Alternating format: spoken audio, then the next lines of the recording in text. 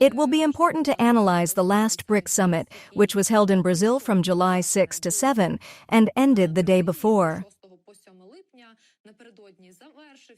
It may indeed be the last summit in the global dimension, experts write, adding that the patient is dead rather than alive, stating that Russia is losing influence in what were, until recently, so to speak, its regions. So, as I said, the summit is over. This year, it was held in the absence of the leaders of China and Russia, the main drivers of this group, who in recent years have been trying to create an alternative to the pro-Western G7. But while Putin was unable to attend the summit in person and had to speak online for an obvious reason, fear of arrest through a warrant from the International Criminal Court, because Brazil, as a signatory to the Rome Statute, could not guarantee his immunity, the absence of Xi Jinping, who delegated his prime minister instead, surprised many. This is the first time in 12 years that the group has been expanded to include 5 countries: Egypt, the United Arab Emirates, Ethiopia, Iran, and Indonesia, which joined during the last summit. So, in fact, the BRICS is looking for its own path of development, and China's official position is that Xi Jinping was unable to go to Brazil because of a scheduling conflict.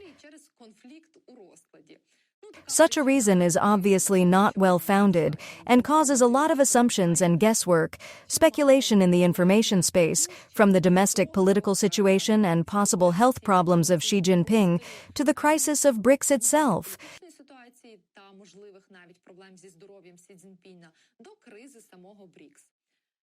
However, the head of Russia's Ministry of Foreign Affairs, Lavrov, who represented the country instead of the Russian dictator, appeared at the BRICS summit in a car with the inscription, "Russia rules," which could even be described as pitiful.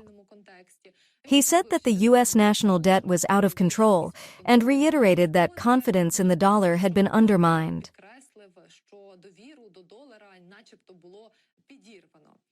Lavrov's demagoguery about the decline in confidence in the dollar has already received a response from the American president. He warned that any country that supports the BRICS policy will face an additional 10% tariff. As Trump said, there will be no exceptions. As Bloomberg explains to us, Trump's comments are a warning shot to emerging economies that intend to follow the BRICS path. Lavrov himself called the BRICS, so to speak, the engine of economic transformation. But, in fact, the summit that ended in Rio de Janeiro is already being called the most disastrous of all time. And not only because Putin and Xi Jinping did not come there, but also, as I said, because the Chinese leader did not come.